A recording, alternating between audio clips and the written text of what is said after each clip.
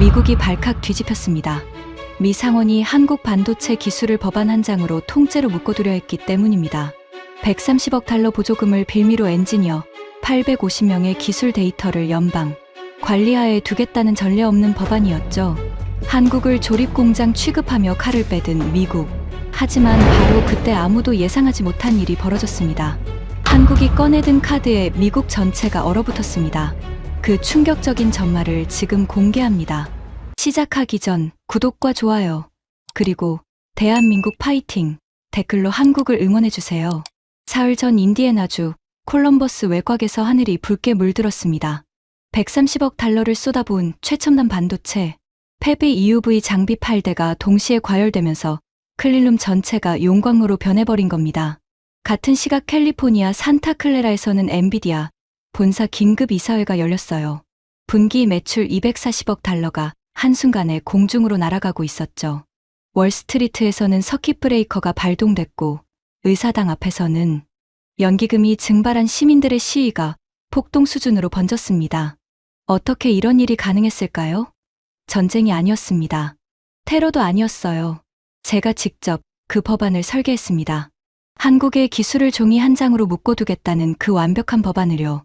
그리고 그 법안이 부메랑이 되어 제국의 심장을 관통한 겁니다. 저는 제임스 코너, 미상원 군사위원회 수석 전략보좌관이었습니다. 이었습니다라고 과거형을 쓴 이유는 지금 이 순간 저는 러셀 의원회관 지하 사무실에서 개인 짐을 정리하고 있기 때문이에요. 26년간 앉았던 의자 위에는 USB 드라이브 하나만 덩그러니 남아 있습니다. 전략반도체 국내 생산 의무화법 최종 초안이 담긴 그 USB요. 이틀 전까지만 해도 이 작은 장치 하나가 미국 반도체 패권의 영구적 설계도가 될 거라고 확신했었죠. 3주 전으로 돌아가겠습니다. 워싱턴의 봄 아침은 따뜻했지만 러셀 의원회관 3층 군사위 별관 회의실에는 냉방이 빡빡하게 돌아가고 있었어요. 저는 새벽 4시부터 그 회의실에 앉아 있었습니다. 테이블 위에는 제가 14개월간 밤을 새워 만든 법안 초안이 놓여 있었어요. 전략반도체 국내 생산 의무화법. 두께가 성인 손가락 2마디는 됐습니다. 예일 로스쿨을 차석으로 졸업하고 26년간 이 건물에서 법안을 설계해 온 사람이 저예요. 이라크 전쟁 예산안도 제 손을 거쳤고 화웨이 제재 법안의 초안도 제가 썼습니다. 워싱턴에서 법안이란 곧 무기예요. 총알 한 발 쏘지 않고도 국가의 운명을 바꿀 수 있는 종이 한 장의 힘. 저는 그 힘을 26년간 믿어왔고 단 한 번도 의심한 적이 없었습니다. 이번 법안의 핵심은 단순했어요. 미국 내의 반도체 팹을 운영하는 외국 기업은 핵심 공정 기술과 인력관리 체계를 연방 기술안보국의 감독하에 둬야 한다. 위반 시 전액 보조금 환수 및 미국 시장 접근 차단. 겨냥한 대상은 한 곳이었습니다. 인디애나주 콜럼버스에 130억 달러를 쏟아부어 세계 최첨단 HBM 전용 팹을 건설 중인 한국 기업이었죠. HBM이 뭐냐고요? 고대역폭 메모리입니다. AI 시대의 산소라고 생각하시면 돼요. 엔비디아의 GPU가 뇌라면 HBM은 뇌에 산소를 공급하는 혈관이에요. 이 혈관을 만드는 기술을 지구상에서 한국이 98% 독점하고 있었습니다. 저는 그 98%를 법안 한 장으로 미국의 것으로 만들 생각이었어요. 오전 8시 군사위 위원장 로버트 맥클레인 상원의원이 회의실에 들어왔습니다. 텍사스 출신의 삼선 의원, 군산복 합체의 대부라 불리는 사람이었어요. 키가 190cm는 돼 보이는 거고에 흰 머리카락을 올백으로 넘긴 인상이 매파 중에 매파다운 압도감을 줬죠. 맥클레인에게 동맹이란 미국에 조공을 바치는 속국이었고 기술이란 법안으로 관리할 수 있는 자산이었습니다. 저도 본질적으로 같은 생각이었어요. 다만 맥클레인이 주먹이라면 저는 메스였죠. 맥클레인이 제 옆에 앉으며 USB를 가리켰습니다. 코너, 다 됐나? 위원장님, 빈틈없습니다. 저는 USB를 노트북에 꽂고 법안 최종안을 벽면 스크린에 띄웠어요. 142페이지, 8개 장, 47개 조항, 14개월간 국방부 법무실, 상무부 기술보안국, 법무부 국가안보과와 3번에 걸쳐 합헌성 검토까지 마친 완성품이었습니다. 맥클레인이 스크린을 훑으며 고개를 끄덕였어요. 입가에 미소가 스쳤습니다. 만족의 미소가 아니었어요.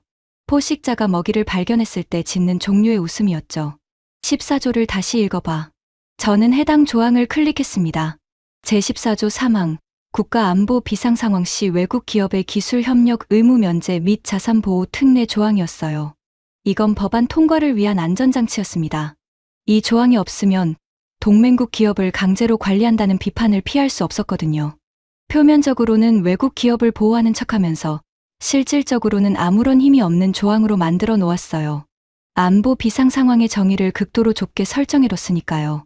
발동될 일이 없는 사문 조항이라고 저는 확신했습니다. 완벽해. 맥클레인이 의자 등받이에 몸을 기대며 말했어요. 그 두 글자가 14개월의 작업을 승인하는 최종 도장이었습니다. 하지만 진짜 승부는 법안 통과가 아니었어요. 한국 측의 법안의 존재를 통보하고 기술 이전에 대한 사전 동의를 받아내는 것이 핵심이었죠. 법안이 상원 본회의에 올라가기 전에 한국이 자발적으로 수용하면 가장 깔끔한 시나리오였습니다. 저항 없이 무릎 꿇리는 것, 그게 제 전문 분야였어요. 맥클레인이 자리에서 일어서며 덧붙였습니다. 한국 대표단이 오후에 도착한다. 반도체 공급망 정례 점검이라고 초대했어. 코너, 내가 직접 넣어라. 내가 직접 넣어라. 맥클레인 특유의 표현이었어요. 법안의 칼날을 상대 목에 가져다 대라는 뜻이었죠. 저는 고개를 끄덕이고 노트북을 닫았습니다. 오후 2시 한국 대표단이 러셀 의원회관에 도착했습니다. 인디애나 패배 제조 총괄 부사장 이정호와 주미 한국 대사관 경제참사관, 수행원 2명이었어요. 반도체 공급망 점검이라는 명목으로 초대받은 자리였습니다. 회의실 입구에서 보좌관이 전자기기 수거, 트레이를 내밀었어요. 통상적인 보안 절차가 아니었습니다. 맥클레인의 특별 지시였죠. 경제참사관이 항의하려 입을 열었지만 이정호가 먼저 휴대전화를 트레이에 올려놓았습니다. 아무런 표정 변화도 없이요. 수행원들도 하나씩 따라했어요. 저는 테이블 맞은편에 앉아 이정호를 관찰했습니다. 50대 초반으로 보이는 남자였어요. 감색 수트를 입고 있었지만 그 사람의 손에 시선이 갔습니다. 양복 소매 밖으로 드러난 손등에 미세한 흠집들이 있었어요. 사무실에서만 일한 사람의 손이 아니었습니다. 30년 가까이 클린룸에서 장비를 직접 만진 사람의 손이었죠. 나중에 알았지만 그 손이 가장 무서운 무기였습니다. 회의실 문이 잠겼습니다. 이중잠금 장치가 돌아가는 소리가 둔탁하게 울렸어요. 이 순간부터 이 방은 회의실이 아니라 신문실이었습니다. 저는 노트북을 열고 USB를 꽂았어요.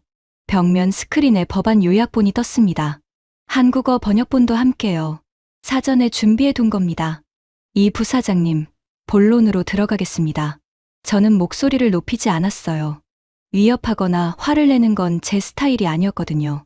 조용하게 법조문을 한 줄씩 읽어주며 상대의 숨통을 조이는 게 26년간 갈고 닦은 저의 방식이었습니다. 전략반도체 국내 생산 의무화법 초안입니다. 상원 본회의 상정까지 남은 시간은 10일이에요. 이 법안이 통과되면 인디애나 팹의 핵심 공정, 데이터, 엔지니어 관리 체계, 장비 세팅 매뉴얼이 연방기술안보국의 감독하에 들어갑니다. 보조금 130억 달러를 받으셨으니 당연한 의무라고 생각합니다. 경제참사관의 얼굴이 하얗게 질렸어요. 하지만 이정호는 스크린을 바라보고 있었습니다. 표정이 없었어요. 분노도 두려움도 당혹도 없었습니다. 30년간 반도체 장비의 미세한 진동을 읽어온 사람은 사람의 표정, 변화 따위에는 흔들리지 않는다는 걸 그때는 몰랐습니다. 사전 동의서에 서명해 주시면 법안 상정 전에 우호적인 조건으로 마무리할 수 있습니다. 저는 프린트된 동의서를 테이블 위로 밀었어요. 10일 안에 서명하라는 조건이 첫 페이지에 붉은 글씨로 박혀 있었습니다. 바로 그때 회의실 문이 벌컥 열렸어요. 잠금 장치가 걸려 있었는데 마스터키로 연 겁니다. 덩치 큰 남자 한 명이 보좌관의 재질을 뿌리치고 들어왔습니다. 네이트 설리번이었어요. 인디애나 팹의 미국 측 현장 총괄 매니저, 퍼듀대 공대 출신의 38세 엔지니어. 저와는 완전히 다른 세계의 사람이었습니다. 양복 대신 카키색 작업복을 입고 서류가 아니라 장비를 만지는 사람이었죠. 네이트의 손에는 태블릿이 들려 있었어요. 화면에 빨간색 그래프가 가득했습니다. 코너 보좌관님, 이 법안은 자살 행위입니다. 네이트의 목소리가 회의실에 울렸어요. 경제참사관이 움찔했고 맥클레인의 보좌관이 네이트의 팔을 잡으려 했지만 네이트가 한 발 비켜섰습니다. 인디애나 팹의 EUV 공정은 매뉴얼에 적히지 않는 미세 보정이 핵심입니다. 한국 엔지니어들이 장비가 내는 진동의 변화를 귀로 잡아내고 웨이퍼 표면의 빛 반사각이 0.01도 달라지는 걸 맨눈으로 감지해요.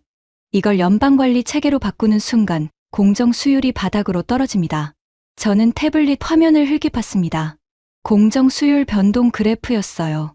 한국 엔지니어가 투입된 라인과 미국 엔지니어만으로 운영한 테스트 라인의 수율 차이가 선명하게 갈렸습니다. 수치가 눈에 들어왔지만 머리에는 들어오지 않았어요. 아니, 들어오게 하고 싶지 않았습니다. 이 데이터를 인정하는 순간 14개월 동안 설계한 모든 것이 무너지니까요. 저는 보좌관을 불렀습니다. 설리번 매니저를 밖으로 안내해 주세요. 네이트가 끌려나가면서 뒤돌아봤어요. 그 눈빛을 저는 아직도 잊지 못합니다. 분노가 아니었어요. 간곡한 부탁이었습니다. 제발 이 데이터를 봐달라는 절박함이었죠. 하지만 저는 그 시선을 외면했어요. 기름 묻은 작업복 차림의 현장 이야기가 142페이지. 법안의 힘을 이길 수 있다고는 1초도 생각하지 않았거든요. 네이트가 나간 뒤 저는 그 태블릿을 집어들었습니다. 그리고 한국 대표단이 보는 앞에서 테이블 서랍 안에 넣고 잠갔어요. 제국의 유일한 경고등을 제 손으로 꺼버린 순간이었죠. 물론 그때는 몰랐습니다. 이정호가 서랍이 잠기는 소리를 듣고 있었어요. 무표정이었습니다. 감정을 드러내는 건 비효율적이라는 걸 몸으로 아는 사람 특유의 고요함이었죠. 경제참사관이 옆에서 무언가를 속삭였지만 이정호는 고개도 돌리지 않았습니다. 그 다음에 이정호가 한 행동을 저는 평생 잊지 못할 겁니다. 목소리를 높이지 않았어요. 탁자를 치지도 조국의 자존심을 내세우지도 않았습니다. 대신 수트 안주머니에서 검은색 공학용 수첩을 꺼냈어요. 나사가 풀린 부분이 보이는 현장에서 10수년 굴린 게 분명한 낡은 수첩이었습니다. 그리고 제 책상 위에 놓인 펜을 가리켰어요. 그 펜 좀 빌리겠습니다. 담담한 목소리였어요. 저는 어리둥절해서 건네줬습니다. 이정호는 스크린에 떠있는 법안 요약본을 한 줄 한 줄 수첩에 옮겨 적기 시작했어요. 핵심 공정 데이터 연방 이관, 엔지니어 관리 체계 감독, 10일 데드라인. 한 글자도 빠뜨리지 않았습니다. 필기하는 동안 손이 떨리지도 않았어요. 수첩을 덮고 펜을 테이블에 내려놓았습니다. 그리고 저를 똑바로 봤어요. 귀국 의회의 요구 사항을 정확히 이해했습니다. 그게 전부였어요. 항의도 협상도 시간을 더 달라는 요청도 없었습니다. 저는 속으로 비웃었어요. 예상대로였거든요. 보조금 130억 달러에 묶인 기업이 의회의 칼날 앞에서 무릎을 꿇는 건 시간 문제라고 확신했습니다. 이정호가 자리에서 일어섰어요. 수행원들도 따라 일어났고 경제참사관만 의자에서 벗어나지 못한 채 입술을 깨물고 있었는데 이정호가 참사관의 어깨를 가볍게 잡아 일으켜 세웠어요. 회의실 문이 열리고 한국 대표단이 걸어나갔습니다. 발소리가 복도에서 멀어져 갔어요. 저는 그 뒷모습을 보며 노트북을 닫았습니다. 끝난 건가? 맥클레인의 보좌관이 물었어요. 저도 같은 생각이었습니다. 맥클레인이 캐비닛에서 버버니스키 병을 꺼냈어요. 유리잔 2개에 따랐습니다. 군사위 위원장과 수석 보좌관이 의원회관 회의실에서 위스키를 부딪히며 건배하는 모습. 지금 돌이켜보면 이보다 어리석은 장면이 또 있을까 싶어요. 저는 그날 밤 사무실로 돌아와 USB를 책상 위에 올려놓고 의자에 깊이 앉았습니다. 완벽한 하루였다고 생각했어요. 한국은 겁에 질려 수용했고 법안은 10일 뒤 상원을 통과할 것이고 인디애나 팹의 기술은 곧 미국 연방의 것이 될 터였죠. 법안의 힘, 의회의 힘, 제국의 힘. 26년간 제가 믿어온 모든 것이 오늘 다시 한번 증명됐다고 확신했습니다. 창밖으로 워싱턴 기념탑의 불빛이 보였어요. 이 도시의 권력은 영원할 거라고 믿었습니다. 하지만 이정호의 그 낡은 공학용 수첩 속에서는 제가 불러준 법안, 조항들이 전혀 다른 의미로 재배열되고 있었어요. 저는 그걸 알 수 없었습니다. 법안만 보는 사람은 법안 뒤에서 돌아가는 기계의 소리를 들을 수 없으니까요. 인디애나주 콜럼버스의 새벽은 옥수수밭 특유의 흙내음과 팹에서 뿜어져 나오는 정제된 공기가 뒤섞여 독특한 냄새를 만들어냈습니다. 인디애나 팹은 밤에도 쉬지 않는 거대한 심장이었어요. 스문의 시간 나노 단위의 회로를 찍어내는 기계들이 쉴 틈 없이 돌아가고 있었죠. 저는 그 심장의 주도권을 법안으로 옮겨놓을 생각에 들떠 있었습니다. 회의 다음 날 아침, 저는 워싱턴에서 직접 지시를 내렸어요. 상무부 기술안보국 요원 12명을 인디애나로 급파한 겁니다. 명목은 보조금 집행실태 기술감사였지만 본질은 달랐어요. 한국이 30년간 축적한 HBM, 제조 공정의 모든 것, 적층 온도, 접합 압력, TSV 시각 깊이, 미세 정렬 보정값. 이 숫자들만 확보하면 한국인 없이도 팹을 돌릴 수 있다고 저는 확신했거든요. 기술이란 결국 파라미터의 조합이고 파라미터는 문서로 옮길 수 있으니까요. 그날 오전 10시 기술 감사단이 인디애나 팹 중앙 서버실 앞에 도착했습니다. 저는 워싱턴 사무실에서 화상으로 현장을 지켜보고 있었어요. 보안 게이트를 열자 경보음이 울렸습니다. 한국 엔지니어들이 복도로 나왔어요. 클린룸 방진복 차림이었습니다. 그들의 얼굴에는 당혹보다 분노가 먼저 떠올랐어요. 먼지 한 톨 허용하지 않는 성역에 감사관들의 구두 소리가 울려 퍼졌으니까요. 저는 화상 스크린 너머로 지시했습니다. 72시간 내 전 공정의 핵심 파라미터를 영문 기술 문서로 제출하십시오. 대상 범위는 HBM 적층 공정부터 최종 패키징까지 전 라인입니다. 초법적 지시라는 건 저도 알았어요. 하지만 전략반도체법 사전 이행 조치라는 명분을 달았고 맥클레인 위원장의 서명이 들어간 공식 공문이었습니다. 26년간 배운 건 바로 이거였어요. 법을 쓰는 자가 법의 경계를 정한다는 것. 그런데 이상한 일이 벌어졌습니다. 저는 당연히 한국 측의 저항을 예상했어요. 외교적 항의나 국제법 위반 주장, 최소한의 시간 끌기라도 할 거라고 봤죠. 그런데 아무 일도 일어나지 않았어요. 한국이 군말 없이 따르기 시작한 겁니다. 지시를 내린 지 2시간도 안 돼서 데이터 전송이 시작됐습니다. 화상 스크린으로 보니 한국 엔지니어들이 키보드 앞에 앉아 묵묵히 파일을 정리하고 있었어요. 항의 한마디 없이요. 네이트 설리번이 별도 채널로 연락해 온 게 바로 그때였습니다. 코너 보좌관님, 파라미터만으로는 이 장비를 제어할 수 없습니다. 네이트의 목소리가 떨리고 있었어요. 한국 엔지니어들이 적층 공정 중간에 하는 미세 보정이 있어요. TSV 시각 깊이가 0.3나노미터만 어긋나도 손으로 잡습니다. EUV 장비가 내는 초음파의 주파수 변화를 귀로 구별해요. 이런 건 문서에 적을 수 있는 성질의 것이 아닙니다. 저는 네이트의 말을 흘려들었어요. 설리번, 데이터를 빠짐없이 검수하고 누락 항목이 있으면 즉시 보고하세요. 감상적인 우려는 접어두시고요. 전화를 끊고 화면을 봤습니다. 데이터가 실시간으로 상온보안 서버에 쌓이고 있었어요. 적층 온도 프로파일, TSV 시각 곡선, 접합 압력 로그, 장비별 세팅가. 수만 페이지 분량의 숫자들이 폭포수처럼 쏟아졌습니다. 제 눈에는 완벽한 기술 이전이 진행되고 있는 것처럼 보였어요. 의자에 기대 커피를 한 모금 마셨습니다. 순조로웠어요. 아니, 너무 순조로웠죠. 그런데 그 너무라는 단어가 제 머릿속에서 경보를 울리지 못했습니다.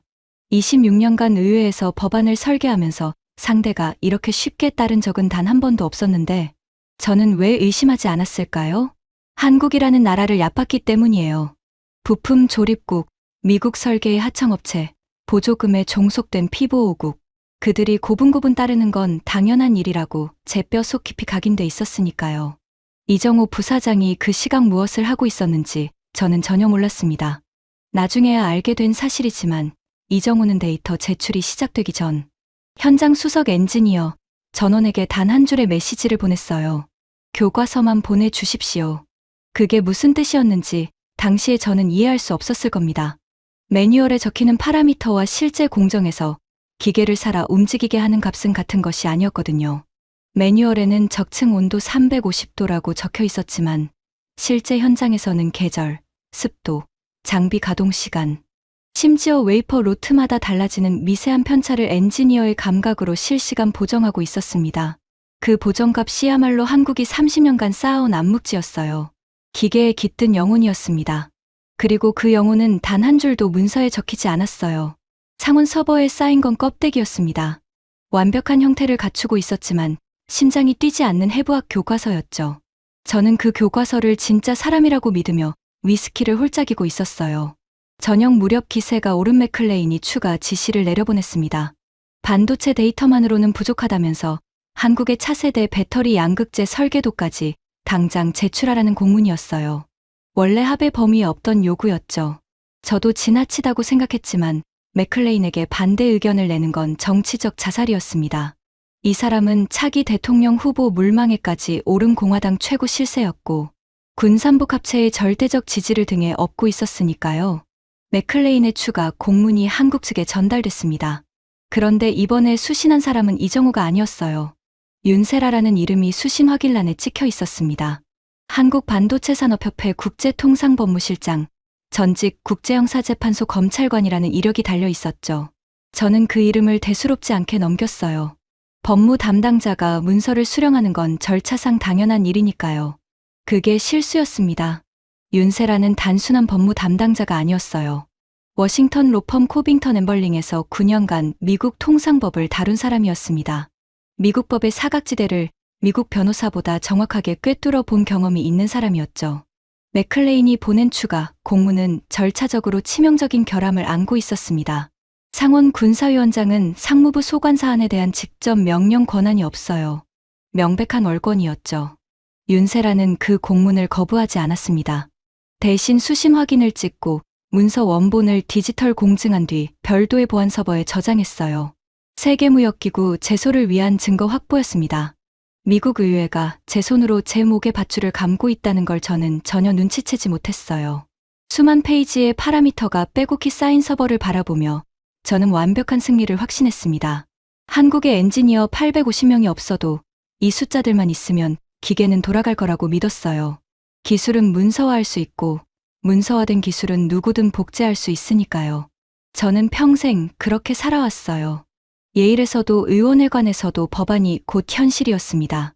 하지만 인디애나 펩클릴룸 안에서는 기계들이 여전히 한국인 엔지니어의 손 아래서 숨 쉬고 있었어요. 엔지니어들은 모니터 앞에서 파라미터를 읽는 게 아니라 장비의 진동을 손바닥으로 느끼고 있었습니다. TSV 식각 장비가 내는 초음파의 미세한 변화를 귀로 잡아내고 적층된 웨이퍼 표면의 빛깔이 한 톤 달라지는 걸 눈으로 포착하고 있었죠. 이 모든 것은 파라미터 문서 어디에도 적혀 있지 않았습니다. 적을 수도 없었어요. 제가 확보한 수만 페이지는 해부학 교과서였어요. 뼈의 위치, 근육의 이름, 혈관의 경로가 정확하게 기록돼 있었습니다. 하지만 심장을 뛰게 하는 법은 어디에도 없었어요. 심장은 교과서가 아니라 살아있는 손으로만 뛰게 할 수 있으니까요. 저는 교과서를 움켜쥔 채 수술대에 올라선 셈이었어요. 메스를 잡아본 적도 없으면서요. 나흘째 되는 날이었습니다. 인디애나에서 기술 데이터를 전부 뽑아냈고 한국은 고분고분 따랐고 법안 상정까지 6일이 남아 있었어요. 저는 러셀 의원회관 사무실 의자에 앉아 커피를 마시며 상원 본회의 일정을 기다리고 있었습니다. 한국이 동의서에 서명하면 법안은 만장일치로 통과될 터였죠. 그때 사무실 내선 전화가 울렸어요. 이정호 부사장이 예고 없이 의원회관을 방문했다는 겁니다. 약속 없는 방문이었어요. 저는 미간을 찌푸렸습니다. 데드라인까지 아직 6일이 남아 있었거든요. 동의서를 들고 항복하러 온 건가? 시간을 더 달라고 매달리러 온 건가? 어느 쪽이든 나쁠 건 없다고 판단했어요. 들여보내라고 지시했습니다. 사무실 문이 열렸어요. 이정호가 혼자였습니다. 대사관 사람도 수행원도 없었어요. 감색 수트 차림은 회의실에서 봤을 때와 같았지만 손에 들린 건 동의서가 아니었습니다. 붉은 직인이 찍힌 서류 봉투 하나를 들고 있었어요. 얇았습니다. A4 서너 장 들어갈 정도의 두께였죠. 저는 속으로 비웃었어요. 항복 문서 치고는 초라하다고 생각했거든요. 이정호가 제 책상 앞까지 걸어왔습니다. 인사도 악수도 없었어요. 봉투를 책상 위에 내려놓았습니다. 던진 게 아니었어요. 정확히 제 USB 옆에 가지런히 놓았죠. 그 정밀함이 이상했습니다. 화가 난 사람이라면 던졌을 거예요.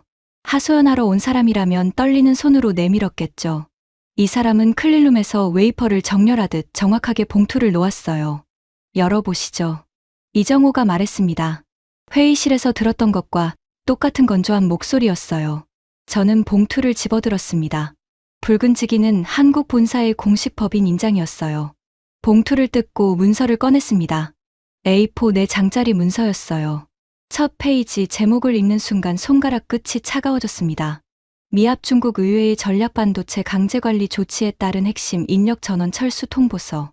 동의서가 아니었어요. 항복 서명서도 아니었습니다. 철수 통보서였습니다. 저는 눈을 의심했어요. 2번 읽었습니다. 3번째 읽을 때 문장 하나하나가 비수처럼 꽂히기 시작했죠.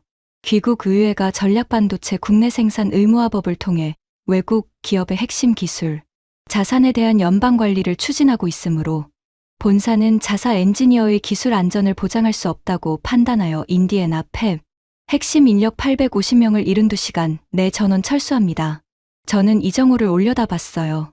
무표정이었습니다. 회의실에서 서랍이 잠기는 소리를 듣던 그 얼굴 그대로였죠.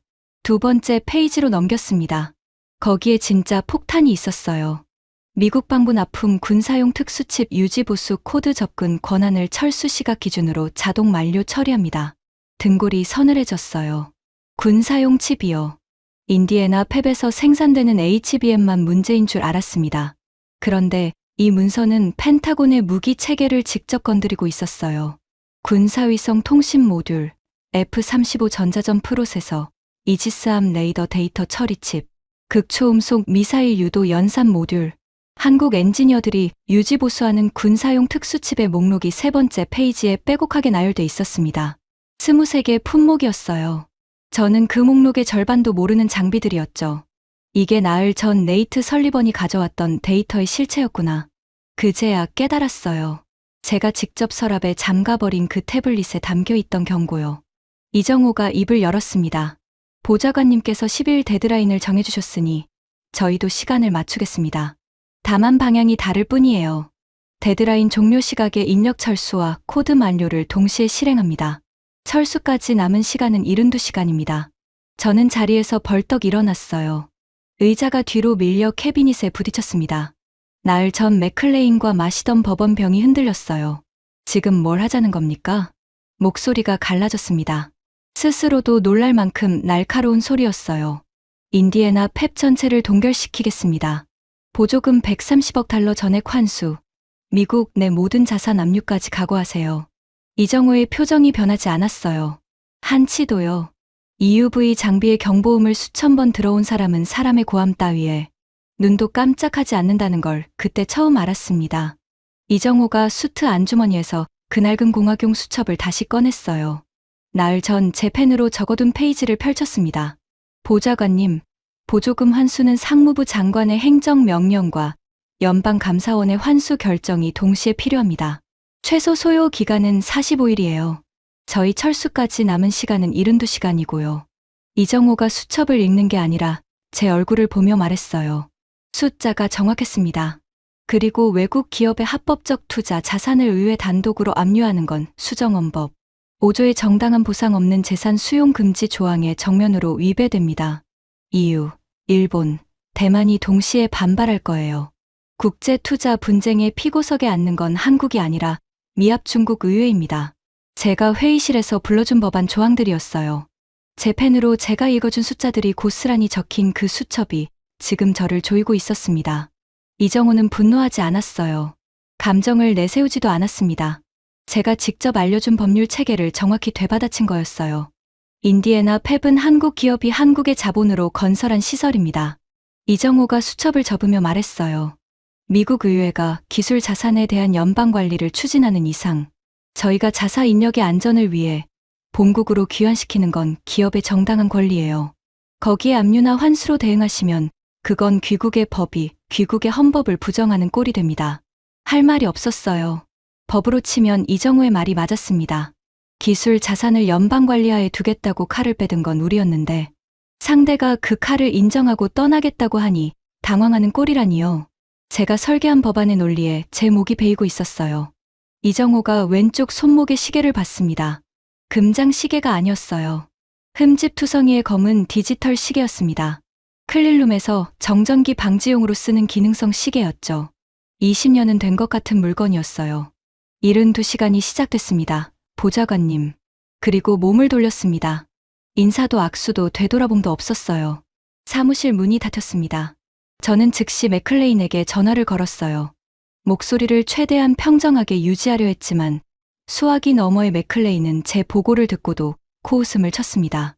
전형적인 동양식 허세야, 코너. 한국 기업이 미국 시장을 포기할 수 있을 것 같나? 130억 달러 보조금을 내던질 배짱이 있겠어?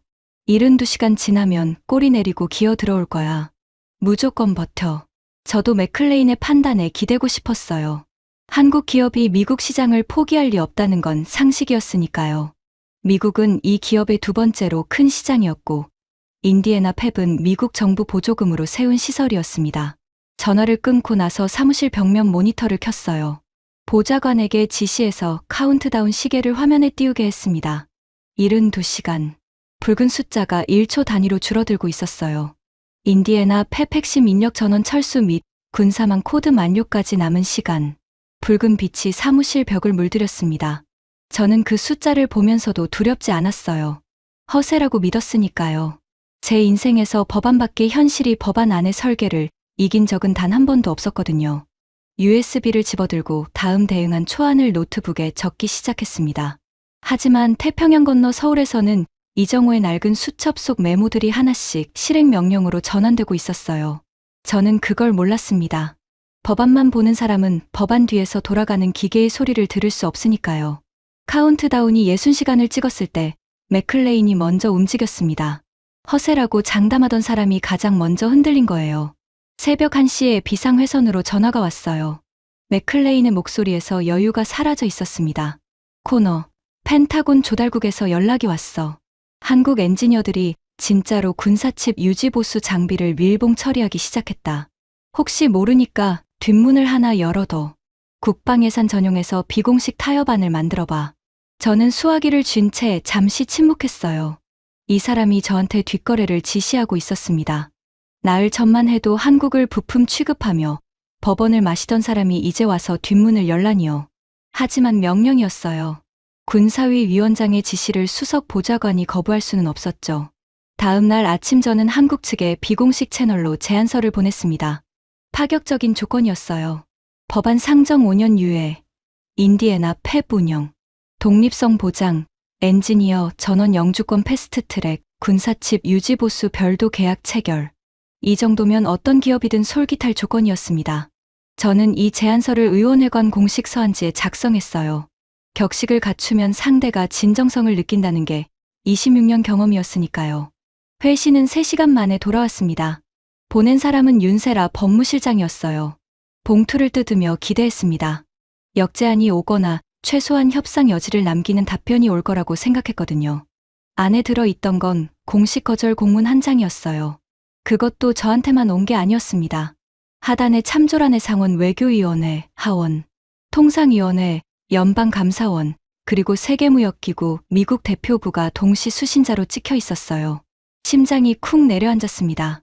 비공식 뒷거래를 의회 공식 기록과 국제기구에 동시 통보한 겁니다. 이건 거절 이상의 의미였어요. 미 상원 군사위원회가 한국 기업의 뇌물성, 특혜를 제안했다는 증거가 의회 기록과 WTO에 동시에 남은 거였습니다. 맥클레인이 이 사실을 알면 저를 살려두지 않을 거였어요. 저는 수화기를 들었다가 내려놓았습니다. 보고할 수도 보고하지 않을 수도 없는 진퇴양난이었죠. 윤세라라는 사람이 제 뒷거래를 거절한 게 아니라 제 정치 생명에 관해 못을 박은 거였어요. 맥클레인에게는 간략하게만 보고했습니다. 한국 측이 거절했습니다. 그것만 전했어요. WTO 참조건은 입에 담지 못했습니다. 맥클레인이 수화기 너머로 욕설을 퍼부었지만 저는 귀에 들어오지 않았어요. 머릿속이 하얘졌거든요. 맥클레인은 뒷거래가 실패하자 다음 수를 즉시 꺼냈습니다. 대체 기술 투입이었어요. 한국 엔지니어 없이도 팹을 가동할 수 있는 방법을 찾으라는 지시였죠. 그래서 나온 게 AI였습니다. 맥클레인의 보좌관이 실리콘밸리에 연락했어요. 캘리포니아의 AI 반도체 공정 스타트업 두 곳과 MIT 공정자동화 연구팀에 긴급 지원을 요청한 겁니다. 한국 엔지니어들이 감각으로 하는 미세 보정을 AI 알고리즘으로 대체하겠다는 구상이었어요. 이름만 들으면 그럴듯했습니다.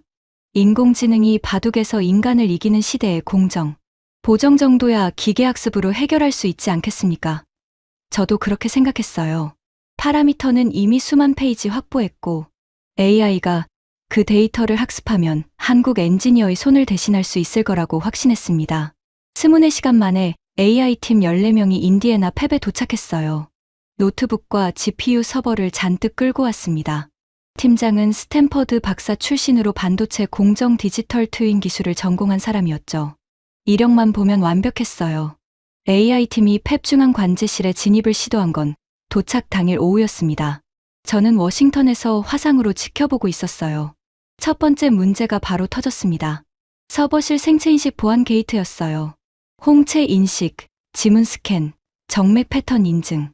3중 보안이 걸려 있었는데 등록된 한국 엔지니어 본인이 아니면 문이 열리지 않는 구조였습니다. 이 보안 시스템을 요구한 게 누구였는지 아십니까? 미 상무부였어요. 보조금 지급 조건으로 핵심 기술 유출 방지를 위해 최고 수준의 다중생체 보안을 의무화한 게 바로 우리였습니다. 우리가 만든 자물쇠가 우리를 막고 있었어요. 네이트 설리번이 관리자 권한으로 생체 보안을 우회해서 AI팀을 관제실에 들여보냈습니다. AI팀이 GPU 서버를 세팅하고 우리가 확보한 수만 페이지의 파라미터 데이터를 학습시키기 시작했어요. 12시간 동안 모델을 훈련시켰습니다. 다음 날 아침 테스트 가동을 시작했어요. EUV 라인 한 번에 AI 자동 보정 시스템을 연결하고 웨이퍼 적층 공정을 돌렸습니다. 저는 화상 스크린 앞에 커피를 놓고 앉았어요. 긴장은 됐지만 기대도 컸습니다. 처음 2시간은 괜찮았어요.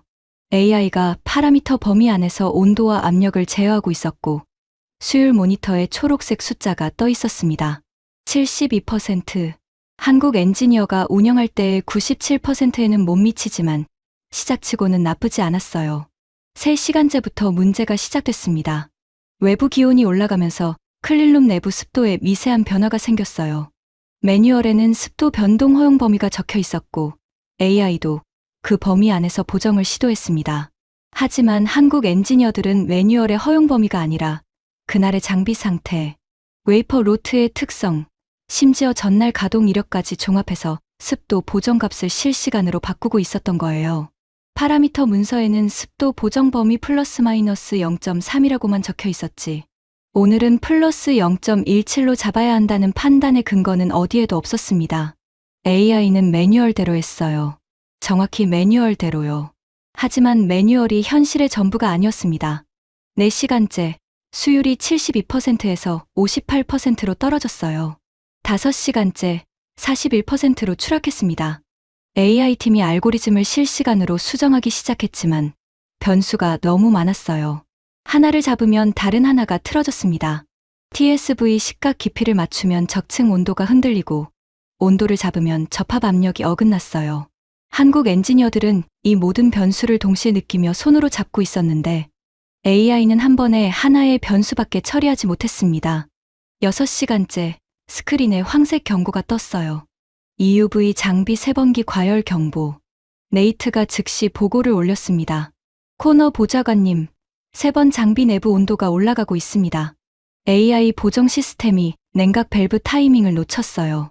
한국 엔지니어들은 장비가 내는 초음파의 주파수 변화를 듣고 과열 3초 전에 밸브를 여는데 AI는 온도 센서 데이터가 임계치를 넘은 뒤에야 반응합니다. 3초 차이가 있어요. 3초. 겨우 3초였어요. 하지만 나노 단위의 세계에서 3초는 영겁이었습니다. 7시간째, 수율이 23%로 곤두박질 쳤어요. 8시간째, 12%. AI 팀장이 화상 카메라를 향해 말했습니다. 얼굴이 창백했어요. 보좌관님, 모델이 수렴하지 않습니다. 파라미터 데이터가 충분하지 않은 게 아니라 파라미터 사이의 관계를 정의하는 메타데이터가 없어요. 한국 엔지니어들이 어떤 기준으로 어떤 순서로 보정하는지 그 판단의 논리 자체가 문서에 없습니다. 저는 화면을 노려봤어요. 그럼 어떻게 하면 됩니까? 한국 엔지니어에게 직접 물어봐야 합니다. 기가 막혔어요. 한국 엔지니어를 대체하려고 AI를 데려왔는데 AI가 작동하려면 한국 엔지니어가 필요하다니요. 뱀이 제 꼬리를 물고 있었습니다. 48시간이 지났을 때 최종 결과가 나왔어요. AI 자동 보정 시스템으로 생산한 HBM 칩의 수율은 6%였습니다. 100개를 만들면 94개가 불량이라는 뜻이에요. 한국 엔지니어가 운영할 때의 97%와 비교하면 공장이 돌아가는 게 아니라 원자재를 태우고 있는 거나 마찬가지였죠. AI 팀장이 마지막 보고서를 보내왔어요. 결론은 한 문장이었습니다. 현재 확보된 파라미터 데이터만으로는 상용 수준의 공정 운영이 불가능합니다. 이 팹을 살리려면 원래의 엔지니어가 돌아와야 합니다. 저는 모니터를 꺼버렸어요. 26년간 법안으로 세상을 설계해 온 사람이 교과서만으로는 심장을 뛰게 할 수 없다는 현실 앞에서 처음으로 벽에 부딪힌 겁니다. 카운트다운이 48시간 아래로 내려간 시각, 엔비디아에서 비상 연락이 왔어요. 엔비디아 글로벌 공급망 총괄 부사장이 직접 전화한 겁니다. 목소리가 날카로웠어요. 코너 보좌관, 인디애나 팹에서 HBM 출하가 중단된 지 이틀째입니다. 지금 산타클레라 본사 데이터 센터 칩 생산 라인 3곳이 HBM 부족으로 가동을 멈춘 상태예요. 이 상태가 72시간 더 가면 이번 분기 매출 240억 달러가 허공에 날아갑니다. 240억 달러. 숫자를 듣는 순간 관자놀이가 욱신거렸어요. HBM을 다른 곳에서 조달할 수 없습니까? 대만이나 일본에서요. 보좌관님. 엔비디아 부사장의 목소리가 차가워졌어요. AI 훈련용 고대역폭 메모리를 지구상에서 상용 수준으로 양산할 수 있는 곳은 한국 2곳뿐입니다. 대만에는 HBM 양산 라인이 없고 일본은 시제품 단계예요. 대체 공급처라는 게 존재하지 않습니다. 글로벌 HBM 시장에서 한국의 점유율이 98%라는 건 상무부도 알고 있을 텐데요. 98%. 그 숫자를 저도 알고 있었어요. 법안을 설계할 때 직접 조사한 데이터였습니다. 하지만 법안을 설계할 때 98%는 한국의 약점이라고 생각했어요. 미국 시장 의존도가 높으니 우리가 압박하면 굴복할 수밖에 없다고 해석한 거였죠.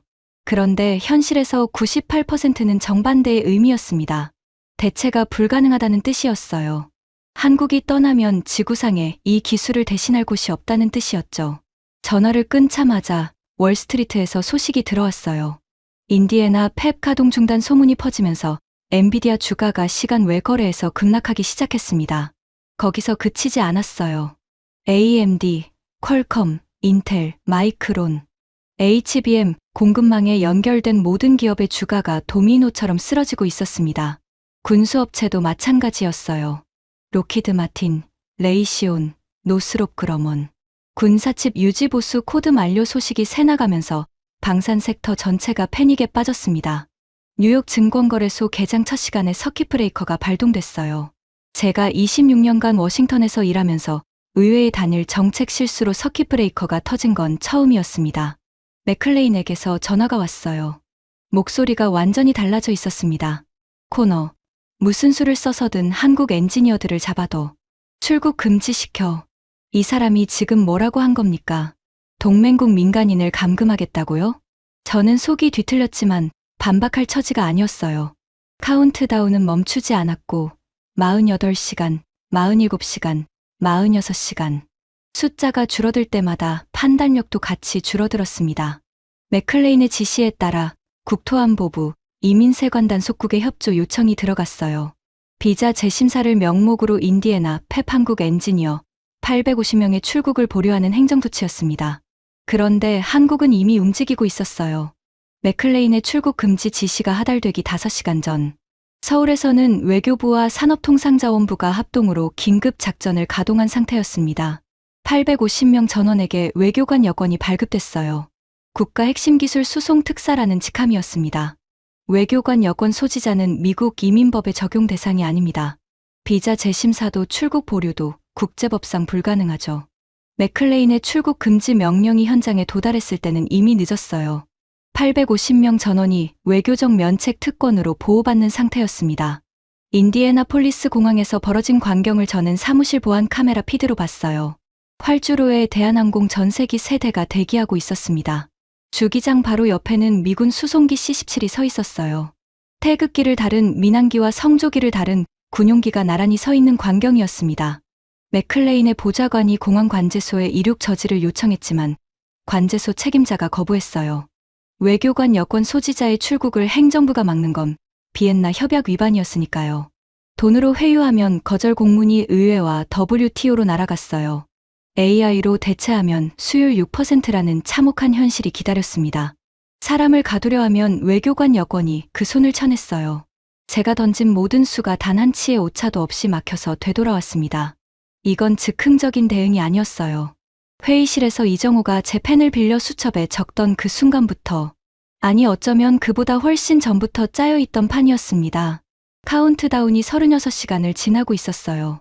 인디애나폴리스 공항에서는 전세기 엔진이 예열 중이었고, 인디애나 팹 서버실 앞에서는 AI팀이 열리지 않는 알고리즘 앞에 멍하니 앉아 있었습니다. 저는 사무실 의자에서 USB를 내려다보고 있었어요. 142페이지 법안이 담긴 이 작은 장치가 처음으로 무겁게 느껴졌습니다. 적을 법안이 없었어요. 적을 수 있는 게 아무것도 남아있지 않았거든요. 그때 맥클레인이 마지막 카드를 꺼냈습니다. 강제 가동이었어요. 한국 엔지니어 없이 AI 보정 시스템만으로 팹을 돌리라는 명령이었습니다. 수율이 6%든 3%든 상관없다고 했어요. 라인이 돌아가고 있다는 사실 자체가 중요하다는 거였습니다. 증시를 안정시키고 펜타곤에 한국 없이도 된다는 신호를 보내야 한다는 논리였죠. 저는 그 지시를 전달하면서도 등줄기가 서늘해지는 걸 느꼈어요. 이정호가 남기고 간 철수 통보서의 4번째 페이지가 떠올랐거든요. 거기에 이런 문장이 있었습니다. 핵심 인력 철수 이후 무단 가동 시 발생하는 설비, 손상 및 국방망 장애의 모든 책임은 가동을 지시한 당사자에게 귀속됩니다. 통보서에 명시돼 있었어요. 법적 통보를 한 겁니다. 이후에 무슨 일이 생기든 한국 측은 책임이 없다는 선언이었죠. 하지만 맥클레인은 막무가내였어요. 저는 인디애나 현장으로 전화를 걸었습니다. 네이트 설리번이 받았어요. 설리번, 강제 가동 명령이다. AI 보정 시스템으로 라인 전체를 돌려라. 제 목소리가 기계적이었어요. 감정을 끄지 않으면 이 말을 내뱉을 수 없었거든요. 네이트의 숨소리가 수화기 너머로 거칠게 들렸습니다. 보좌관님, 지금 관제 화면을 보고 있습니다. 네이트의 목소리가 갈라졌어요. 한국 엔지니어들이 떠나면서 EUV 장비 전체를 수동 모드로 전환해 놓았어요. 자동 냉각 보정 없이 풀파워로 돌리면 장비 내부 온도가 30분 안에 임계치를 돌파합니다. 이건 가동이 아니라 자폭입니다. 명령이야, 설리번. 저는 되풀이했어요. 명령이라고요? 네이트의 목소리가 높아졌습니다. 울음에 가까웠어요. 보좌관님은 이 장비를 한 번이라도 직접 만져본 적이 있으니까. 법안 위에 적힌 숫자가 아니라 이 기계가 뿜어내는 열을 실제로 느껴본 적이 있냐고요. 네이트가 숨을 몰아쉬었어요. 오버라이드 시스템에 접속하겠습니다. 하지만 엔터키를 누르는 건 보좌관님의 명령에 의한 것이지 제 판단이 아닙니다. 이건 기록으로 남겨두겠습니다. 화상 스크린에 인디애나 팹 중앙 관제실이 떠 있었어요. 네이트가 키보드 앞에 앉았습니다. 모니터에 오버라이드 접속 화면이 나타났어요. 그리고 화면 한가운데에 붉은 경고 문구가 깜빡이고 있었습니다. 경고, 핵심 인력 부재 상태 강제 가동 시 설비 연구 손상 가능, 복구 불가. 글자가 1초 간격으로 전멸했어요. 맥클레인에게서 다시 전화가 왔습니다. 됐나? 돌아가나? 그 목소리에는 초조함만 가득했어요. 기계가 어떻게 되든 관심이 없었습니다. 증시와 자기 정치 생명만이 전부인 사람이었으니까요. 저는 대답 대신 인디애나 화면을 바라봤어요. 네이트의 손가락이 엔터키 위에 멈춰 있었습니다. 고개를 떨구고 있었어요. 어깨가 미세하게 떨리고 있었습니다. 맥클레인이 스피커폰으로 소리를 질렀어요. 설리번, 해고당하고 싶은 거야? 산업방해죄로 연방법원에 넘기기 전에 그 버튼을 눌러. 네이트가 고개를 들었어요. 화상 카메라를 똑바로 봤습니다. 눈이 빨갛게 충혈돼 있었어요. 입술을 깨물었습니다. 그리고 엔터키를 눌렀어요. 화면이 바뀌었습니다. 라인 1번 강제 가동 개시, 라인 2번 강제 가동 개시, 라인 3번 강제 가동 개시, 초록색 가동 표시 등이 하나씩 켜졌어요. 저는 의자 팔걸이를 움켜잡았습니다. 돌아간다. 기계가 돌아가고 있어. 어쩌면 괜찮을 수도 있다는 생각이 스쳤어요. 3분이 지났습니다. 라인 1번 온도 게이지가 올라가기 시작했어요. 정상 범위의 초록색 영역을 벗어나 노란색으로 진입했습니다. 5분째, 노란색이 주황색으로 바뀌었어요. AI 보정 시스템이 냉각 밸브를 조절하려 했지만 한국 엔지니어들이 설정해 놓은 수동 모드에서는 자동 밸브 제어가 작동하지 않았습니다. 8분째, 주황색이 빨간색으로 넘어갔어요. 경보음이 울리기 시작했습니다. 한 대가 아니었어요. 세 라인 동시였습니다. 찢어지는 듯한 고주파음이 스피커를 뚫고 사무실까지 울려 퍼졌어요. 저는 스크린에서 눈을 뗄 수 없었습니다. 온도 그래프가 수직으로 치솟고 있었어요. 400도, 500도, 600도. EUV 장비 내부 온도가 설계 한계치를 돌파하고 있었습니다. 네이트가 비상정지 버튼을 눌렀지만 오버라이드 모드에서는 비상정지가 무력화돼 있었어요. 강제 가동을 명령한 건 우리였고 그 명령이 안전장치까지 풀어버린 거였습니다. 12분째, 화면 속 인디애나 팹에서 무언가가 터졌어요. 카메라가 흔들렸습니다. 섬광이 번쩍였고 이어서 시뻘건 화염이 클린룸 천장을 뚫고 솟아올랐어요. 라인 한 번이었습니다. 4초 뒤 라인 두 번에서도 폭발음이 들렸어요. 연쇄 반응이었습니다. 나노 단위의 정밀함으로 숨 쉬던 기계들이 주인의 손을 잃은 채 억지로 돌아가다가 내부부터 녹아내리고 있었어요. 네이트의 비명이 스피커를 통해 들려왔습니다. 팹이 타고 있습니다. 130억 달러가 불타고 있어요. 네이트가 카메라를 향해 소리쳤어요. 얼굴에 그을음이 묻어 있었습니다. 화면이 끊겼어요. 통신이 두절된 겁니다. 사무실이 고요해졌습니다. 스크린에는 연결 끊김이라는 회색 글자만 떠 있었어요. 맥클레인의 전화도 끊어져 있었습니다. 저는 의자에 앉은 채 USB를 내려다봤어요. 검은 플라스틱 표면이 모니터 잔광에 희미하게 반사됐습니다. 이 작은 장치에 담긴 142페이지 법안으로 한국의 기술을 묶어두겠다고, 법의 힘으로 98%의 독점을 미국의 것으로 만들겠다고. 26년의 경험을 걸었던 제가 문서에 적히지 않는 기술 앞에서 이렇게 무너지고 있었습니다. 인디애나 팹이 불타고 있던 바로 그 시각, 인디애나폴리스 공항에서는 전혀 다른 풍경이 펼쳐지고 있었어요. 한국 엔지니어 850명이 세대의 대한항공 전세기에 질서 정연하게 탑승하고 있었습니다. 공항 보안 카메라 피드를 사무실 보조 모니터로 돌려받고 있었어요. 왼쪽 화면에서는 인디애나 팹의 화재 진압 헬기가 불길 위를 선회하고 있었고, 오른쪽 화면에서는 태극기를 단 전세기가 활주로에서 이륙 준비를 하고 있었습니다. 두 화면이 나란히 놓인 광경이 초현실적이었어요. 엔지니어들의 움직임을 보고 있으려니 형용하기 어려운 감정이 밀려왔습니다. 그 사람들은 뛰지 않았어요. 당황하지도 않았습니다. 탑승 게이트로 향하는 발걸음이 퇴근길처럼 담담했죠. 캐리어 하나, 백팩 하나, 짐이 적었어요. 하지만 그들이 가져가는 건 캐리어 안에 있지 않았습니다. 손끝에, 귀에, 눈에 30년의 경험이라는 형태 없는 무기가 담겨 있었으니까요. 첫 번째 전세기가 이륙했어요. 활주로를 달리는 기체 옆으로 미군 C-17 수송기가 보였습니다. 우리가 한국을 겁주려고 언론에 흘린 군사력 과시용 배치였죠. 그 군용기 옆에서 한국 민항기가 유유히 하늘로 올라가는 장면이었습니다. 동시에 펜타곤에서 비상 연락이 쏟아지기 시작했어요. 합참 작전지원처장이 직접 전화를 걸어왔습니다. 코너 보좌관, 중동상공에서 이상 현상이 발생했습니다. 군사위성 3기의 통신 모듈이 동시에 오프라인으로 전환됐어요. 정찰 데이터 수신이 30% 차단된 상태입니다. 심장이 멈추는 것 같았어요. 군사위성 통신 모듈. 이정호의 철수 통보서에 명시돼 있던 23개 품목 중 하나였습니다. 한국 엔지니어들이 유지보수하던 특수칩의 접근 코드가 예고대로 자동 만료된 거예요. 사이버 사령부에서 복구를 시도하고 있습니다. 처장이 이어서 말했어요. 보안 모듈에 강제 접속을 시도했는데 상황이 좋지 않습니다. 한 가닥 희망을 붙잡았어요. 미국의 사이버 전력이면 어떤 보안이든 뚫을 수 있을 거라고 믿었거든요. 하지만 그 희망은 6분밖에 못 갔습니다. 처장에게서 두 번째 전화가 왔어요. 이번에는 목소리가 비명에 가까웠습니다. 코너 보좌관, 상황이 역전됐습니다. 사이버 사령부가 보안 모듈에 강제 접속을 시도했더니 시스템이 이걸 외부 해킹으로 인식해서 역으로 펜타곤 위성관제 서버를 셧다운시켰습니다. 지금 군사위성관제 노드 전체가 내려간 상태입니다. 수화기를 떨어뜨렸어요. 우리가 보안 모듈의 문을 두드린 게 아니라 우리 집 벽을 허문 꼴이 된 겁니다. 보안 모듈은 단순한 방화벽이 아니었어요. 접근 권한이 만료된 상태에서 외부 접속이 감지되면 연결된 모든 하위 시스템을 자동으로 차단하는 연쇄, 방어 프로토콜이 내장돼 있었습니다.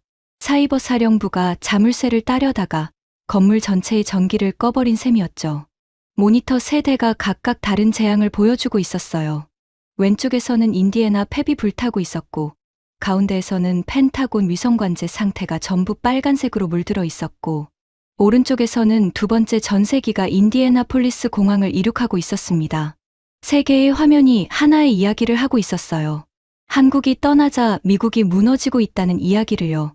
그때 윤세라의 마지막 문서가 도착했습니다. 수신자가 네 곳이었어요. 백악관, 펜타곤, 상원군사위원회, 그리고 미 연방대법원. 제목은 최종 책임 귀속 통지서였습니다. 저는 마우스를 클릭하는 손이 떨렸어요. 첫 페이지를 열었습니다. 미합 중국 의회가 강제한 기술안보 서약서의 원칙에 의거하여 문서화가 불가능한 공정 핵심 세팅값은 합법적으로 소멸합니다. 공정 핵심 세팅값. 그 단어가 눈에 박혔어요. 나흘 전 네이트가 말했던 것, AI팀이 실패한 이유, 파라미터 문서 어디에도 적혀있지 않았던 것, 엔지니어의 손끝과 귀와 눈에만 존재하던 암묵지였습니다. 그걸 소멸시킨다는 겁니다. 아니, 정확히 말하면 소멸시키는 게 아니었어요. 애초에 문서에 적힌 적이 없으니 소멸할 것도 없었죠. 사람이 떠나면 자동으로 사라지는 것이었습니다. 윤세라는 그 사실을 법적 문서로 명시한 거였어요. 우리가 강요한 기술안보 서약서, 즉 핵심 기술을 외부에 문서화하지 말라는 그 서약서를 역이용한 겁니다. 문서화할 수 없는 기술은 문서화하지 않은 것이 당연하고 문서화하지 않은 것을 가져가지 않은 것이니 유출이 아니라는 논리였어요. 우리가 만든 서약서가 우리 목을 조르고 있었습니다. 두 번째 조항이 더 치명적이었어요. 전략반도체 국내 생산 의무화법 제14조 3항에 의거 안보 비상 상황 시 외국 기업의 기술 협력 의무가 면제되므로 군사용 특수칩 접근 권한의 자동 만료는 적법합니다. 제14조 3항. 제가 직접 쓴 조항이었어요. 법안 통과를 위한 사문 조항이라고 확신했던 바로 그 조항이요. 안보 비상 상황의 정의를 극도로 좁게 설정해뒀다고 자신했었는데 윤세라는 그 좁은 정의 안에 정확히 들어맞는 근거를 찾아낸 거였습니다. 인디애나 펩 강제 가동으로 인한 설비 폭발과 군사위성 관제, 장애가 바로 안보 비상 상황의 정의에 해당한다는 해석이었어요. 제가 쓴 법안에 제가 쓴 조항이 제 목을 자르고 있었습니다. 세 번째 조항에서 저는 완전히 무너졌어요. 핵심 인력 부재 상태의 무단 가동 시 발생하는 설비, 폭발 및 국방망 장애의 모든 법적, 재정적 책임은 가동을 지시한 미합 중국 상원 군사위원회 및 관련 보좌관계인에게 전면 귀속됩니다. 관련 보좌관계인. 그게 저였어요. 이정호가 남기고 간 철수 통보서에 이미 경고돼 있었던 내용이 이제 법적 구속력을 가진 최종 통지서로 돌아온 겁니다. 안 돌리면 군사망이 마비되고 돌리면 폐비 폭발하는데 그 책임도 저한테 있어요. 어느 쪽을 택하든 파멸이었습니다. 통지서를 2번, 3번 읽었어요. 읽을 때마다 새로운 덫이 보였습니다. 모든 조항이 미국의 기존 법률과 제가 쓴 법안에 근거하고 있었어요. 한국이 새로운 무기를 만든 게 아니었습니다. 제가 만든 법을, 제가 쓴 조항을, 우리가 강요한 서약서를 재료로 써서 덫을 짠 거였어요. 법안의 힘을 믿어온 제가 법안으로 목이 잘리고 있었습니다. 인디애나 폐 폭발과 펜타곤 위성관제 마비 소식이 세상에 알려지는 데는 1시간도 걸리지 않았습니다. 새벽 4시 월스트리트 저널 데이비드 스탠턴 기자가 첫 탈을 쳤어요. 제목만으로도 핵폭탄이었습니다. 의외의 폭주, 미국 반도체 심장을 스스로 멈추다. 스탠턴은 사태의 본질을 한 문장으로 찢었어요. 한국의 배신이 아니라 워싱턴 엘리트의 기술 문맹이 130억 달러를 제로 만들었다고 규정한 겁니다. 기사가 올라간 지 20분 만에 뉴욕 증시 선물 지수가 수직으로 추락했어요. 개장도 하기 전이었습니다. 시간 외 거래에서 엔비디아가 하루 만에 시가총액의 14%를 잃었고 그 충격이 AMD, 퀄컴, 인텔, 마이크론으로 퍼졌습니다. 군수업체는 더 처참했어요. 로키드 마틴, 레이시온, 노스롭 그러먼. 군사위성 관제 마비 뉴스가 퍼지면서 방산 섹터 전체가 나락으로 떨어졌습니다. 개장 12분 만에 두 번째 서킷 브레이커가 발동됐어요. 이틀 연속이었습니다. 거래가 전면 중단됐죠. 사무실 TV로 CNN 생중계를 보고 있었어요. 월스트리트 앞에 시위대가 몰려들고 있었습니다. 내 연기금을 돌려내라. 의회를 심판하라는 피켓이 카메라에 잡혔어요. 연기금과 퇴직연금이 하루아침에 증발한 사람들이었습니다. 이 사람들의 노후가 불타고 있었어요. 인디애나 펩과 함께요. 맥클레인은 마지막 발악을 하고 있었습니다. 저는 그 과정을 실시간으로 지켜봤어요. 맥클레인이 일본에 전화를 건 건 아침 7시쯤이었습니다. 일본 경제산업성 반도체 전략실장 나카무라에게 직접 통화를 시도한 거예요. HBM 관련 부품을 긴급으로 공급해달라는 요청이었는데 요청이라기보다 협박에 가까웠어요. 일본도 미국의 우산 아래 있다는 걸 잊지 말라는 뉘앙스였죠. 저는 옆회선으로 통화를 모니터하고 있었습니다. 나카무라의 대답은 짧았어요. 맥클레인 위원장님, 아시아 반도체 협의체는 이미 평택으로 이동 중입니다. 일본 단독으로 협조 드릴 수 있는 상황이 아닙니다. 전화가 끊겼어요. 뚜. 끊긴 회선의 신호음이 사무실에 울려 퍼졌습니다. 동맹국마저 등을 돌린 겁니다. 아니, 등을 돌린 게 아니었어요. 우리가 먼저 동맹의 의미를 파괴했으니까요. 기술을 법으로 강탈하는 의회에 우산 아래 남고 싶은 동맹이 어디 있겠습니까? 나카무라가 언급한 평택이라는 단어가 귀에 걸렸어요.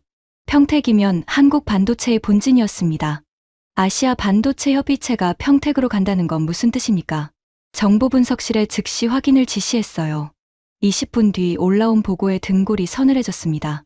대만 TSMC, 일본 르네사스, 네덜란드, ASML이 평택 캠퍼스에서 긴급 합동회의를 열고 있다는 첩보였어요. 미국이 빠진 자리를 아시아와 유럽이 메우고 있었습니다. 하지만 아시아보다 더 빠르게 움직인 곳이 있었어요. 네덜란드였습니다. 그날 오후 정보분석실에서 두 번째 보고가 올라왔어요. ASML CEO 페터르 베닝크의 전용기가 암스테르담에서 직항으로 인천에 착륙했다는 내용이었습니다. ASML이 왜 급했는지 저는 뒤늦게 파악했어요. EUV 노광 장비를 만드는 건 ASML이지만 그 장비를 실제로 양산 라인에서 한계 성능까지 끌어올리는 건 한국 엔지니어들이었거든요. ASML에게 한국은 최대 고객이자 기술 파트너였습니다. 미국이 한국 엔지니어를 쫓아냈다는 소식은 ASML에게도 직격탄이었어요. 베닝크가 평택에서 뭘 했는지는 그날 저녁 뉴스를 통해 전 세계에 생중계됐습니다. 저는 사무실 스크린으로 그 장면을 봤어요. 베닝크와 이정호가 나란히 서 있었습니다. 두 사람 사이의 테이블 위에는 네덜란드어와 한국어로 된 문서가 놓여 있었어요. 베닝크가 서명했습니다. 180억 유로 규모의 차세대 하이 NA EUV 장비 한국 독점 납품 계약이었어요. 거기에 드레스덴 인근에 한국 네덜란드 합작 반도체 연구센터를 건설하는 조항까지 포함돼 있었습니다. 180억 유로.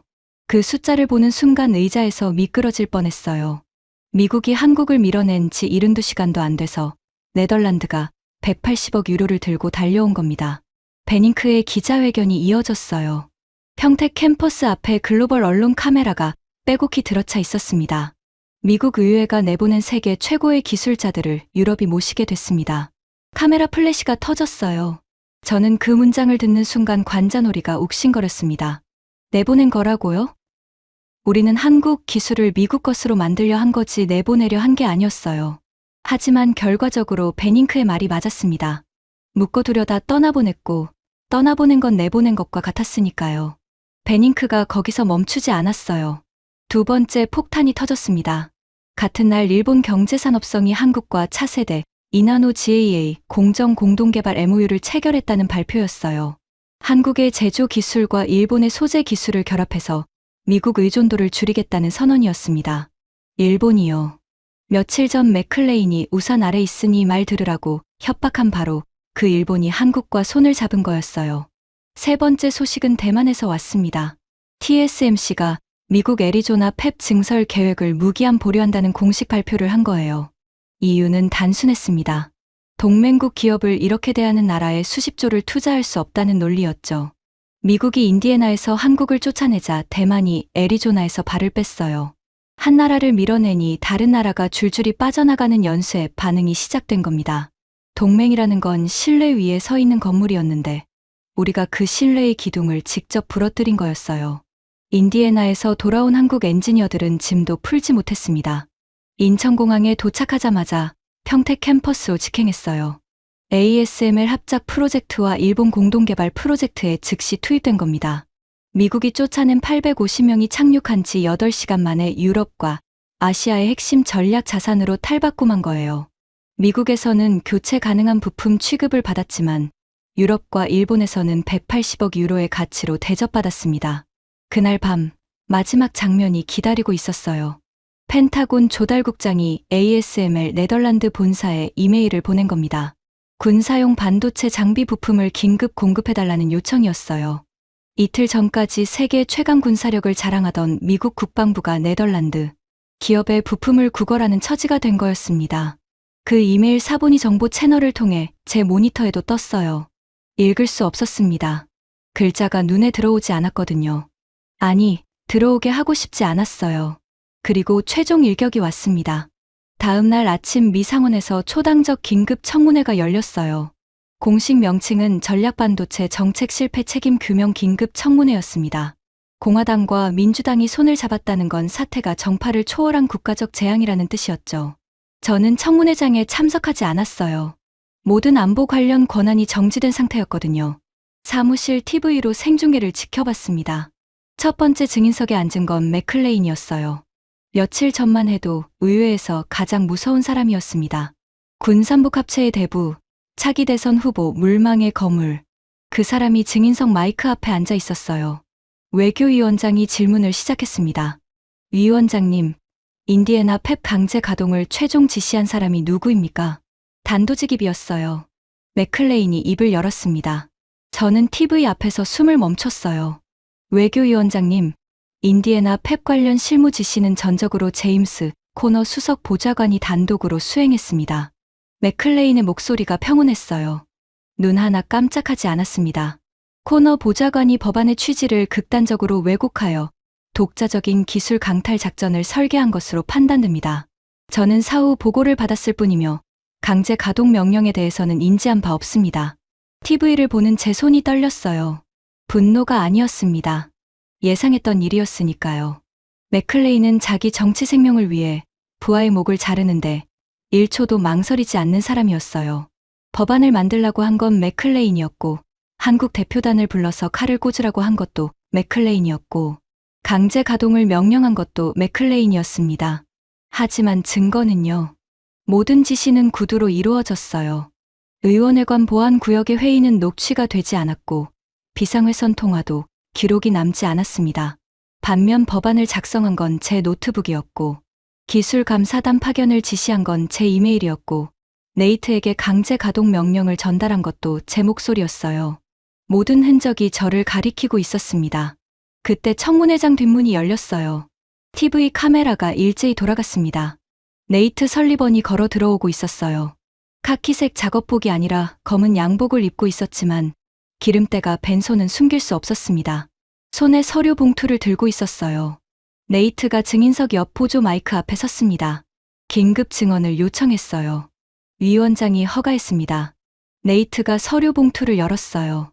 위원장님, 저는 인디애나 펩 강제 가동 당시 중앙 관제실에서 현장을 총괄한 네이트 설리번입니다. 네이트의 목소리가 청문회장에 울렸어요. 마이크가 필요 없을 만큼 또렷했습니다. 강제 가동 명령이 하달되기 날 전, 저는 러셀 의원회관, 군사위 별관 회의실에서 코너 보좌관에게 기술 감사의 위험성을 경고하는 현장 데이터를 제출했습니다. 맥클레인의 얼굴이 굳었어요. TV 카메라가 맥클레인의 표정을 클로즈업했습니다. 이 데이터는 코너 보좌관에 의해 회의실 서랍에 잠겼고 한국 대표단이 보는 앞에서 무시당했습니다. 하지만 저는 엔지니어입니다. 네이트가 봉투에서 USB 드라이브를 꺼냈어요. 엔지니어는 원본 데이터를 항상 백업합니다. 여기에 당시 태블릿의 전체 백업이 있습니다. 네이트가 USB를 내려놓고 두 번째 물건을 꺼냈어요. 휴대전화였습니다. 그리고 이것은 인디애나 펩 강제 가동 당시의 통화 녹음입니다. 네이트가 스피커폰 버튼을 눌렀어요. 청문회장에 맥클레인의 목소리가 울려 퍼졌습니다. 설리번, 해고당하고 싶은 거야? 산업방해죄로 연방법원에 넘기기 전에 그 버튼을 눌러. 다음 녹음. 코너. 저딴 법적 통지서 따위 무시해. 무조건 기계를 돌려. 직권이야. 녹음이 끝났어요. 청문회장이 3초간 완벽한 정적에 휩싸였습니다. 그리고 폭발했어요. 방청석에서 고함이 터져나왔고 의원들이 일제히 자리에서 벌떡 일어났습니다. 맥클레인이 증인석에서 몸을 일으키려 했지만 다리에 힘이 빠졌는지 다시 주저앉았어요. 얼굴이 잿빛이었습니다. 군사위 수석위원이 마이크를 잡았습니다. 녹음 음성이 맥클레인 위원장 본인의 것임을 확인합니다. 음성 분석이 필요 없었어요. 청문회장에 앉은 모든 사람이 그 목소리의 주인을 알고 있었으니까요. 3명의 상원의원이 즉석에서 발의했습니다. 맥클레인 군사위원장에 대한 징계 및 직위해제, 그리고 관련 행정부 인사에 대한 탄핵 소추안이었어요. 투표는 압도적이었어요. 78대 12점, 공화당 의원 상당수가 찬성표를 던졌습니다. 자기 지역구의 연기금이 증발한 마당에 맥클레인 편을 들 수 있는 의원은 없었거든요. 맥클레인이 청문회장을 나서는 장면을 TV로 봤어요. 양옆에 연방보안관이 서 있었습니다. 의사당 정문을 나서자 카메라 플래시가 폭풍처럼 터졌어요. 며칠 전 한국을 부품 취급하며 법원을 마시던 군사위 위원장이 연방보안관의 호위하에 의사당을 떠나는 모습이었습니다. 저는 TV를 끄지 못하고 그 장면을 끝까지 지켜봤어요. 다음 차례가 저라는 걸 알고 있었거든요. 그날 저녁 인사처에서 통보가 왔습니다. 모든 직위 박탈, 안보 권한 연구 정지, 직일부로 의원회관 퇴거. 통보문은 A4 한 장이었어요. 저는 26년간 수천 페이지의 법안을 작성했는데 제 커리어를 끝내는 데는 한 장이면 충분했습니다. 밤 11시 텅 빈 사무실에 개인 짐을 싸러 들어갔어요. 경비원이 문을 열어줬습니다. 불을 켜자 익숙한 책상이 보였어요. 서류함은 비어 있었고 노트북은 회수된 뒤였습니다. 책상 위에 남아있는 건 하나뿐이었어요. USB 드라이브. 전략반도체 국내 생산 의무화법 최종 초안이 담긴 그 USB였습니다. 검은 플라스틱 표면이 형광등 불빛에 둔탁하게 반사되고 있었어요. 저는 USB를 집어들었습니다. 가벼웠어요. 물리적 무게는 불과 몇 그램이었지만 이 안에 담긴 142페이지의 착각이 130억 달러짜리 팹을 태우고 8천억 달러를 증시에서 증발시키고 26년의 커리어를 제로 만들었습니다. TV를 켰어요. 뉴스가 청문회 하이라이트를 반복 재생하고 있었는데 한 장면에서 시선이 멈췄습니다. 네이트가 녹음을 재생하는 순간 카메라가 증거물 테이블을 비쳤어요. 거기에 제 법안 초안 출력본이 놓여 있었습니다. 142페이지짜리 두꺼운 문서. 뉴스 자막이 떴어요. 미국 반도체 패권의 몰락을 설계한 142페이지. 방청석에서 누군가 웃었어요. 조롱이었습니다. 손에 들린 USB를 내려다봤어요. 예일 로스쿨을 나와 26년간 법안을 설계하면서 종이의 힘이 세상을 지배한다고 믿어왔습니다. 법안 한 장이면 동맹국의 기술을 묶어둘 수 있다고, 파라미터를 문서화하면 엔지니어를 대체할 수 있다고, 142페이지면 98%의 독점을 미국의 것으로 만들 수 있다고 확신했어요. 하지만 이 USB로는 불을 끄지 못했고, 위성을 살리지 못했고, 떠난 사람을 되돌리지 못했습니다. 종이에 적히지 않는 기술, 엔지니어의 손끝에만 존재하는 30년의 경험, 기계와 함께 숨쉬며 축적된 영혼. 142페이지의 법안은 그 모든 것 앞에서 무력했어요. USB를 양손으로 잡았습니다. 힘을 줬어요.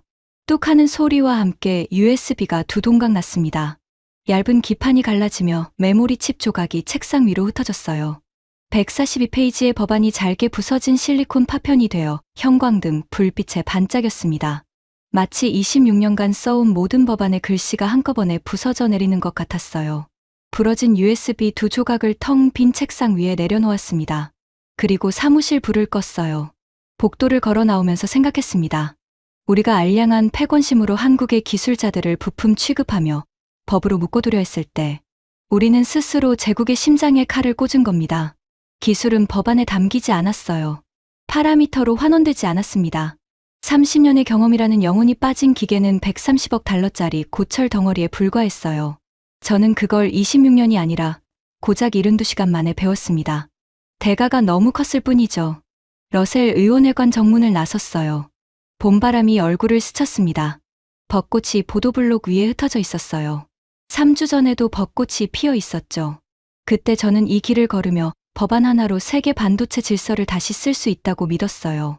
지금 같은 길을 걸으며 주머니 속 깨진 USB 조각을 만지작거리고 있었습니다. 날카로운 파편이 손끝을 찔렀어요. 작은 통증이었지만 제가 저지른 일의 무게에 비하면 아무것도 아니었습니다. 지금까지 미국 상원이 한국 반도체를 건드렸다가 역풍을 맞은 충격적인 이야기였습니다. 대한민국 기술의 저력을 느끼셨다면 이 영상을 주변에 공유해주세요. 우리가 만든 기술이 세계를 움직입니다. 구독과 좋아요도 부탁드립니다.